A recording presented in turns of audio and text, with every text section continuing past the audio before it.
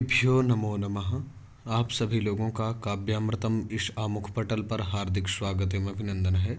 मित्रों, पूर्व दिवस में हम लोगों ने बालकों की श्राद्ध की व्यवस्था के बारे में चर्चा की थी। आज हम लोग गया श्राद्ध या फिर बद्री नारायण में ब्रह्म कपाली श्राद्ध पर विचार के लिए समुपस्थित हुए हैं। देखिए, गया में श्राद्ध करने की अत्यधिक महिमा बताई गई है।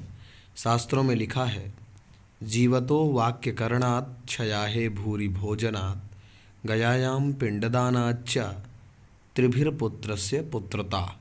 अर्थात ये श्लोक श्रीमद् देवी भागवत के षष्ठ स्कंध चतुर्थ अध्याय से लिया गया है। इसका मतलब है कि जीवन पर्यंत माता पिता की आज्ञा पालन करने में, जीवतो वाक्य करणात्, पिताजी जीवित हों माताजी जीवित हों तो उनकी आज्ञा का पालन करने में, और क्षयाहे भूरि भोजनात्, और जब पिताजी परम धाम को संप्राप्त हो जाएं तो उस अवस्था में श्राद्धादि के माध्यम से खूब भोजन कराने से, अर्थात श्राद्ध में खूब भोजन कराने, तथा गयायाम पिंडदानाच्च, और गया तीर्थ में पितरों को पिंडदान अथवा गया में श्राद्ध करने वाले पुत्र का वास्तव में पुत्रत्व सार्थक है।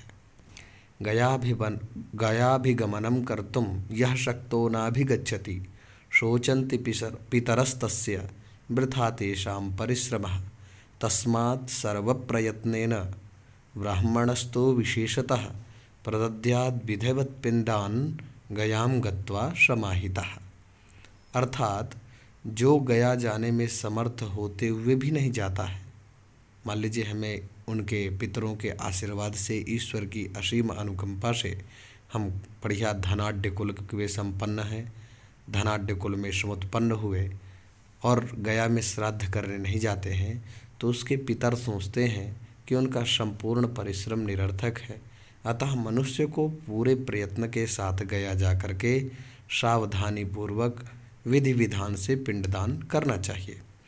इन वचनों के अनुसार पितृऋण से मुक्ति हेतु गया श्राद्ध करने की अनिवार्यता के कारण और उसके ना करने से पाप लगने के कारण जीवित समर्थ पुरुष को गया में पिंडदान और श्राद्ध अवश्य करना चाहिए। देखिए, 2 नंबर में कुछ बात लिखी है। कुछ लोगों का यह भ्रमात्मक प्रचार है कि गया श्राद्ध के बाद वार्षिक श्राद्ध आदि करने की आवश्यकता नहीं है, परंतु यह विचार पूर्ण रूप से गलत है। गया श्राद्ध तो नित्य श्राद्ध है, इसे एक बार से अधिक भी गया जाकर किया जा सकता है। गया श्राद्ध करने के बाद भी घर में वार्षिक क्षयाह श्राद्ध और पितृपक्ष के श्राद्ध आदि सभी श्राद्ध करने चाहिए, छोड़ने की आवश्यकता नहीं है। प्राचीन काल में जहाँ ब्रह्मा का सिरह कपाल गिरा था, वहाँ बद्री क्षेत्र में पिंडदान करने का विशेष महत्व बताया गया है। सनत कुमार संहिता में यह वचन आया है,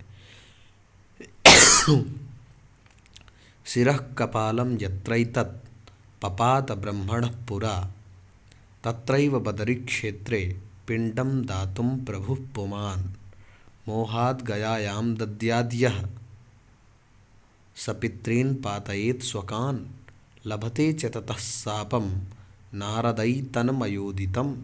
प्राचीन काल में जहाँ ब्रह्मा का सिर कपाल गिरा था, वही बद्री क्षेत्र में जो पुरुष पिंडदान करने में समर्थ हुआ, यदि वह मोह के वशीभूत होकर गया में पिंडदान करता है तो वह अपने पितरों को अधः पतन करा देता है और उससे शापित होता है, अर्थात पितर उसका अनिष्ट चिंतन करते हैं। हे नारद, मैंने आपसे यह कह दिया।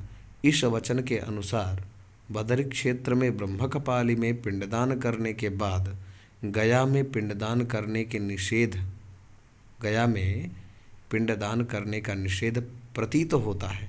यद्यपि इस संबंध में विद्वानों में मतभेद है।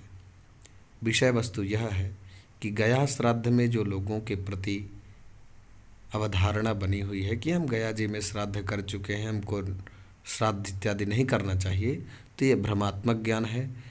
ये वार नित्य श्राद्ध के अंतर्गत आता है, इसलिए हमें श्राद्ध को निरंतरता पूर्वक करते रहना चाहिए।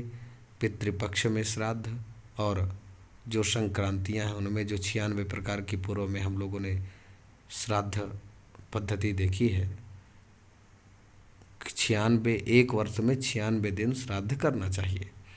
तो इस वचन के अनुसार जो लोग बद्री क्षेत्र में जाकर के ब्रह्मकपाली पिंडदान करने के बाद गया में पिंडदान करने का निषेध बताते हैं, इस मत में विद्वानों के मध्य मतभेद है। कुछ विद्वान गया श्राद्ध को नित्य मानते हुए इस वचन को निषेध परक नहीं मानते।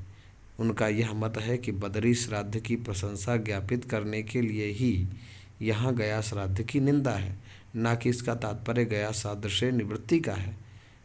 उनके अनुसार उपर्युक्त वचन में प्रभु पुमान पद का तात्पर्य यह है कि बद्री क्षेत्र में स्थित ब्रह्मकपाली में श्राद्ध करने का सामर्थ्य होने पर भी यदि कोई मोहवशात गया में ही अपने पितरों को श्राद्ध करके संतुष्ट हो जाए तो उनके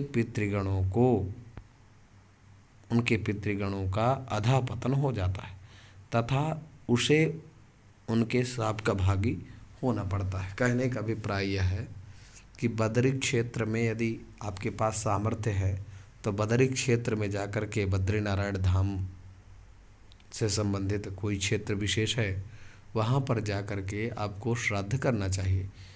और आप ये मन में विचार करें कि दूर है या हम उतना धन कैसे लाएंगे, आपको जब सामर्थ्यता प्रभु ने दी है तो आपको करना चाहिए। जो व्यक्ति सामर्थ्यवान होने पर भी नहीं करता है उसके पितर अधःपतित होते हैं, और जब अधःपतित हो जाते हैं तो संबंधित व्यक्ति को श्राप भी देते हैं। परंतु कई विद्वद्गण इस तर्क से सहमत नहीं है। उनका मानना है कि शिरः कपालम इत्यादि वचन से स्पष्ट रूप से निषेध वचन है। उनके अनुसार प्रभु पुमान पद का तात्पर्य यह है कि बद्री क्षेत्र में स्थित ब्रह्मकपाली में श्राद्ध करने में समर्थ हुआ व्यक्ति, अर्थात जिसने वहाँ श्राद्ध संपन्न कर लिया, वह बाद में मोहवशात यदि गया में पिंडदान करता है तो उसके पितृगण अधःपतन को प्राप्त होते हैं एवं श्राद्ध करने वाला शाप का भागी होता है। उनके मत से सिद्धांत रूप में कृत्य या अकृत्य के विचार से रहित होना ही अविवेक अर्थात मोह है। इस प्रकार बद्री क्षेत्र में पिंडदान के बाद मोहवशात अर्थात कृत्याकृत्य विचार्य शून्य होने के कारण जो गया में पिंडदान करे वह अपने पितरों को अधोगति प्रदान करा दे। ऐसा करने से पिंडदान करने वाला पितरों से शाप प्राप्त करता है। अतः विधि के अनुसार गया में पिंडदान करने का विशेष महत्व होने पर भी शिरः कपालम इस वचन के अनुसार बद्री क्षेत्र में ब्रह्मकपाली में श्राद्ध करने के अनंतर गया में तथा अन्य स्थानों में भी पिंडदान करने का स्पष्टतः निषेध है। विधि वाक्य से निषेध वचन बलवान होता है। निषेधाश्च बलीयांसः, इस मत से भी निषेध केवल पिंडदान का ही है। पितृपक्ष में छयाह तिथि तथा अन्य पर्वों पर ब्राह्मण भोजन आदि द्वारा पिंड रहित श्राद्ध तथा तर्पण आदि का निषेध नहीं है, यह करते रहना चाहिए। उपर्युक्त सभी बातों पर विचार करने पर मुख्य पक्ष यही है कि पूर्व में गया में पिंडदान आदि श्राद्ध संपन्न करने के बाद ही बद्री क्षेत्र में ब्रह्मकपाली में श्राद्ध करना चाहिए। अब कुछ तथ्य हैं श्राद्ध में प्रयोजनीय एवं प्रशस्त आवश्यक बातें। माने श्राद्ध करते समय जो जोड़ने वाली बातें हैं और जो आवश्यक बातें हैं उनका निरूपण यहाँ पर किया जा रहा है। श्राद्ध में कुछ बातें अत्यंत महत्व की हैं, जैसे कुतप बेला, दिन का 8वां मुहूर्त, दिन में 11:36 से 12:24 तक का समय श्राद्ध के लिए यह काल मुख्य रूप से प्रशस्त कहा गया है। इसे ही कुतप बेला कहते हैं। कुत्सित अर्थात पापों को संतप्त करने के लिए जो काल विशेष है उसे कुतप कहा गया है। मध्याह्न काल खड्गपाठ, गैंडे के सींग से बना हुआ पात्र जिसको कहते हैं खड्ग पात्र, और नेपाल कंबल चांदी, कुश, तिल, गऊ और दौहित्र अर्थात कन्या का पुत्र, ये आठों भी कुतप के समान ही फलदायी होने के कारण कुतप कहलाते हैं। यदि कन्या का बेटा, मान लीजिए कोई अंकल जी हैं, उनकी बेटी, उनसे उत्पन्न जो पुत्र है, संबंधित पुत्र के अंकल जी लगे नाना जी, तो नाना जी की श्राद्ध में यदि दौहित्र आ जाता है, कन्या का पुत्र आ जाता है, तो कुतप हो गया। और कुतप पीला बहुत अच्छी होती है, इसलिए इनका महत्व है। अच्छा, श्राद्ध में कुश तथा कृष्ण तिल की महिमा। कुश तथा काला तिल ये दोनों भगवान विष्णु के शरीर से प्रादुर्भूत हुए हैं, अतः ये श्राद्ध की रक्षा करने में सर्वसमर्थ हैं, ऐसा देवगण कहते हैं। यहाँ पर एक श्लोक आया है, विष्णोर्देह समुद्भूताः कुशाः कृष्णास्तिलास्तथा श्राद्धस्य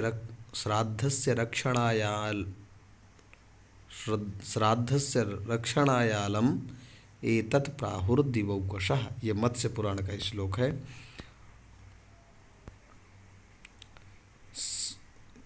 अर्थात कुश तथा काला तिल ये दोनों भगवान के शरीर से उत्पन्न हुए हैं, अतः श्राद्ध की रक्षा करने में सर्वसमर्थ है, ऐसा देवगण कहते हैं। समूलाग्र हरित जड़ से अंत तक हरे तथा गोकर्ण मात्र परिमाण के कुश श्राद्ध में उत्तम कहे गए हैं, अर्थात थोड़ा लंबा होना चाहिए, जो हथेली के बराबर हो कम से कम। श्राद्ध में रजत चांदी की महिमा। श्राद्ध में पितरों के निमित्त पात्र के रूप में पलाश तथा महुआ आदि वृक्षों के पत्तों के दोने तथा काष्ठ एवं हाथ से बनाए मिट्टी आदि के पात्रों का प्रयोग किया जा सकता है, परंतु इसके साथ ही सुवर्णमय एवं रजतमय पात्रों के प्रयोग की विधि है। मुख्य रूप से श्राद्ध में रजत अर्थात चांदी का विशेष महत्व कहा गया है। पितरों के निमित्त यदि चांदी से बने हुए या चांदी से मढ़े हुए पात्रों द्वारा श्रद्धापूर्वक जलपात्र भी प्रदान किया जाए तो वह अक्षय तृप्तिकारक होता है। इसी प्रकार पितरों के लिए अर्घ्य, पिंड और भोजन के पात्र भी चांदी के ही प्रशस्त माने गए। चूंकि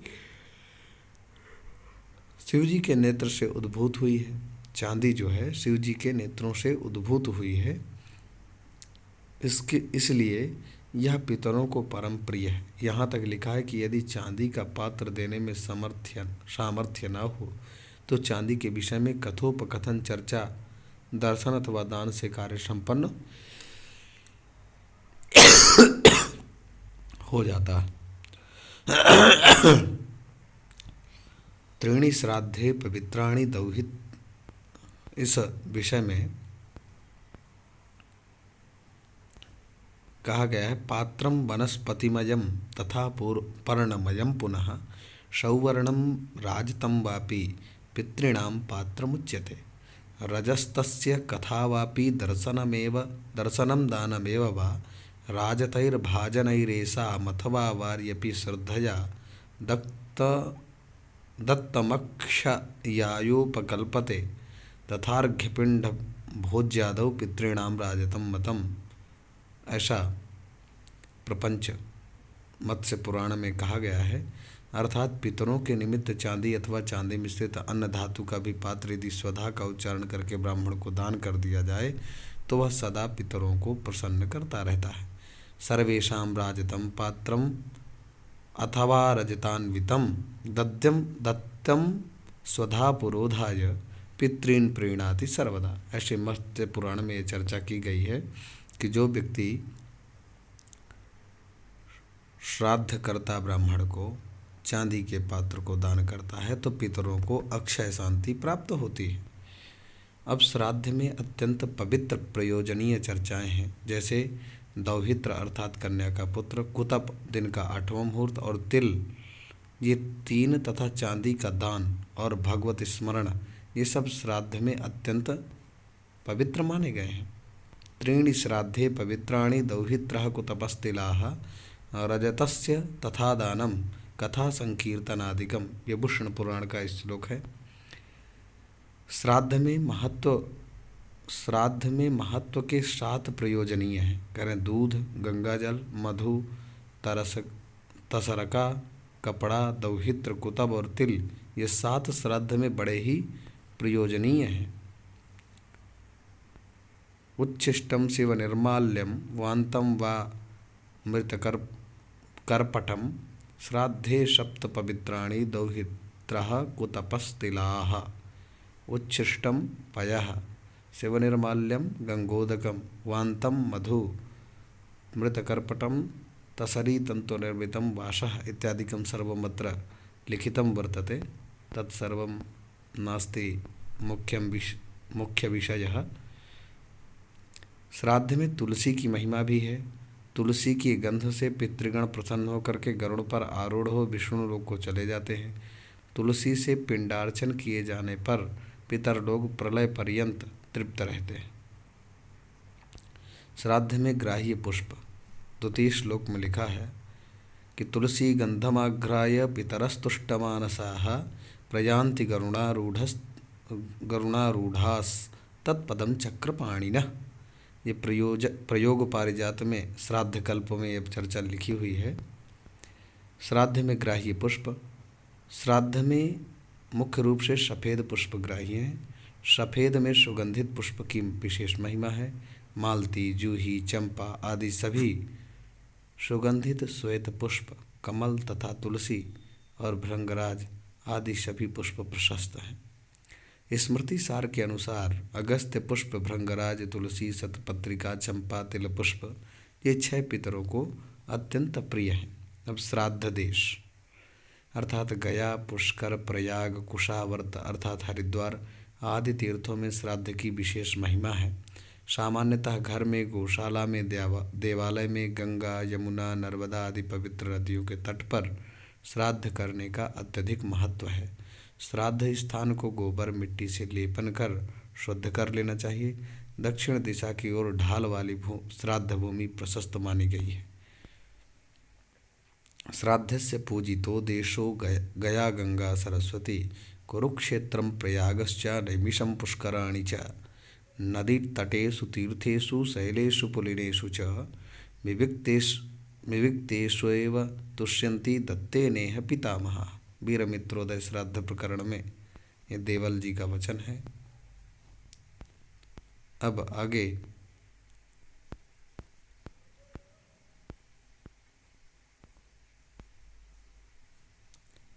श्राद्ध में प्रशस्त अन्न फलादि। ब्रह्मा जी ने पशुओं की सृष्टि करते समय सबसे पहले गऊओं को रचा है। अतः श्राद्ध में उन्हीं का दूध, दही और घी काम में लेना चाहिए। जौ, धान, तिल, गेहूँ, मूंग, सावा, सरसों का तेल, तिन्नी का चावल, कंगनी आदि से पितरों को तृप्त करना चाहिए। आम, अमड़ा, बेल, अनार, बिजौरा, पुराना, आंवला, खीर, नारियल, फालसा, नारंगी, खजूर, अंगूर, नीलकैथ, परवल, चिरौंजी, बेर, जंगली बेर, इंद्रजौ और भतुआ इनको श्राद्ध में यत्नपूर्वक लेना चाहिए। जौ, कंगनी, मूंग, गेहूँ, धान, तिल, मटर, कचनार और सरसों इनका श्राद्ध में होना अच्छा है। ये मार्कंडेय पुराण या ब्रह्म पुराण, विष्णु पुराण में ऐसी चर्चा की गई है। यवाह प्रियंगवो मुद्गा गोधूमा ब्रीहयस्तिलाः निष्पावाः कोविदाराश्च